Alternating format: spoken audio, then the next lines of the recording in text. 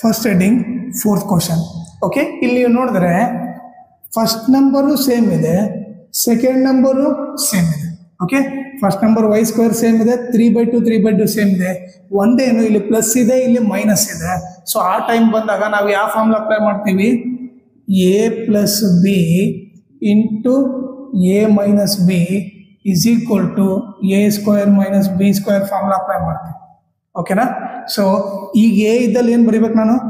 a ಇದ್ದಲ್ಲಿ y square ಬರಿಬೇಕು, b ಇದ್ದಲ್ಲಿ ಏನು ಬರಿಬೇಕು? b ಇದ್ದಲ್ಲಿ ನಾನು 3/2 ಅಂತ ಬರಿಬೇಕು. ಓಕೆ, a ಇದ್ದಲ್ಲಿ y ಸ್ಕ್ವೇರ್, b ಇದ್ದಲ್ಲಿ 3/2. ಈಗ ಮಾಡಿದ್ರೆ a ಇದ್ದಲ್ಲಿ y ಸ್ಕ್ವೇರ್ ಪ್ಲಸ್ b ಇದ್ದಲ್ಲಿ 3/2 ಇಂಟು a ಇದ್ದಲ್ಲಿ y square minus 3/2 is equal to a ಇದ್ದಲ್ಲಿ ಏನು ಬರಿಬೇಕು?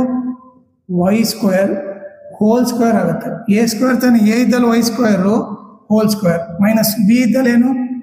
3/2 ಹೋಲ್ ಸ್ಕ್ವೇರ್. ಈಗ ನೀವು ನೋಡಿದ್ರೆ y 2 2 ಜಾ 4 ಆಯಿತು, 3 square 9, 2 square 4. Okay, so answer ಬಂದ್ಬಿಟ್ಟು ಏನಾಯ್ತು ನಿಮಗೆ? y ಪವರ್ 4 ಮೈನಸ್ 9/4 ಬರುತ್ತೆ.